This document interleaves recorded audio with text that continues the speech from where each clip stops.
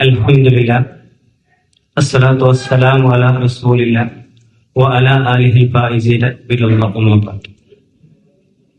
ഏറ്റവും ബഹുമാനം നിറഞ്ഞ ഈ സ്ഥാപനത്തിന്റെ പ്രിൻസിപ്പൽ ബഹുമാനപ്പെട്ട ആഷിഖ് വാപ്പി, സ്ഥാപനത്തിന്റെ CEO ബഹുമാനപ്പെട്ട സഫ്വാൻ വാപ്പി, നമ്മുടെ ക്ഷണം സ്വീകരിച്ച് ഇവിടെ എത്തിയ ഹാഫിള് സഹിൽ വാപ്പി കോട്ടയം, മറ്റു രക്ഷിതാക്കളെ, വിദ്യാർത്ഥികളെ,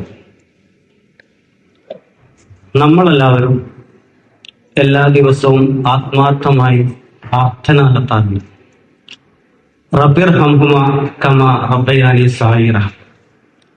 പടച്ചതമ്പുരാനെ, എനിക്ക് എന്റെ മാതാപിതാക്കൾ ചെറുപ്പത്തിൽ അവരുടെ ഗുണങ്ങൾ ചെയ്തിട്ടുണ്ട്, അവർക്ക് ഇനി കരുണ ചെയ്യണമെന്ന് നമ്മൾ ആത്മാർത്ഥമായിട്ട് പ്രാർത്ഥിക്കാറുണ്ട്.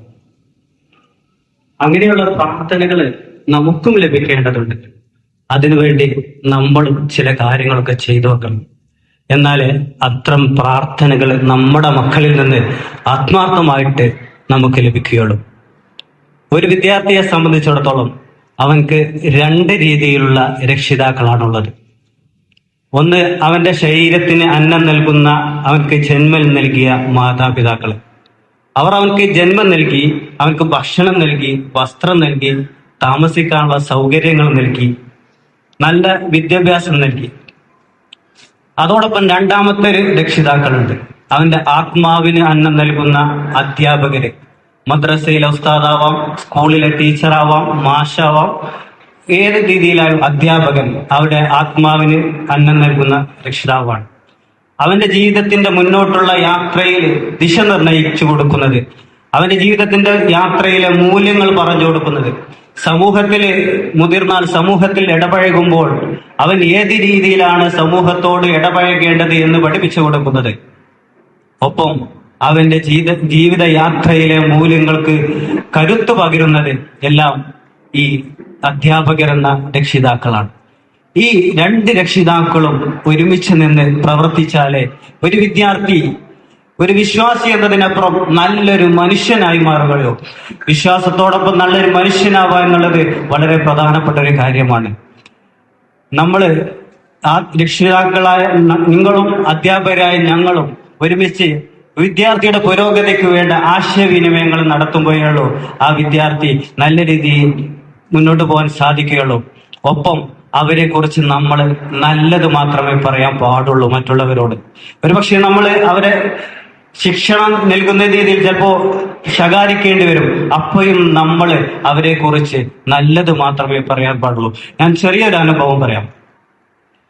നമ്മളെ സ്ഥാപനത്തിലേക്ക് അഡ്മിഷൻ എടുക്കാൻ വന്ന സമയത്ത് ഒരു രക്ഷിതാവ് പറഞ്ഞു, എന്റെ കുട്ടി പഠനത്തിൽ വളരെ മോശമാണ്, ഒന്ന് ശ്രദ്ധിക്കണം. നമ്മൾ സ്വാഭാവികമാണ്, എല്ലാ രക്ഷിതാക്കളും പറയുന്ന രീതിയിൽ പറഞ്ഞതാണ് എന്ന് ആ ഒരു സെൻസിലെടുത്തു. പക്ഷെ ഈ രക്ഷിതാവ് അത് പിന്നീട് വരുമ്പോൾ എപ്പോഴും ഇങ്ങനെ ആവർത്തിച്ചു പറയാം. അപ്പൊ നമ്മൾ വിചാരിച്ചു ഈ കുട്ടി പറ്റ പോക്കെയിരിക്കും, അതിനെക്കൊണ്ട് നമ്മൾ കുടുങ്ങുന്നു വിചാരിച്ചു. പക്ഷെ പിന്നീട് ക്ലാസ് എടുത്ത സമയത്താണ് നമ്മൾ ക്ലാസ് കൊടുക്കേണ്ടത് ആ വിദ്യാർത്ഥിക്കല്ല, ആ രക്ഷിതാവിനാണെന്ന് മനസ്സിൽ തിരിച്ചറിഞ്ഞത്. നമ്മൾ ഇവിടെ എല്ലാ അധ്യാപകരും പരസ്പരം ചർച്ച ചെയ്തു, നമ്മൾ ഈ കുട്ടിയേക്കാൾ കൂടുതൽ ക്ലാസ് നൽകേണ്ടത് ആ രക്ഷിതാവിനാണ്. കാരണം ആ രക്ഷിതാവ് ഇടയ്ക്കിടയ്ക്ക് ആ കുട്ടിയെ കേൾപ്പിച്ചും അല്ലാതെയും പറയണേ കുട്ടി മോശമാണ്.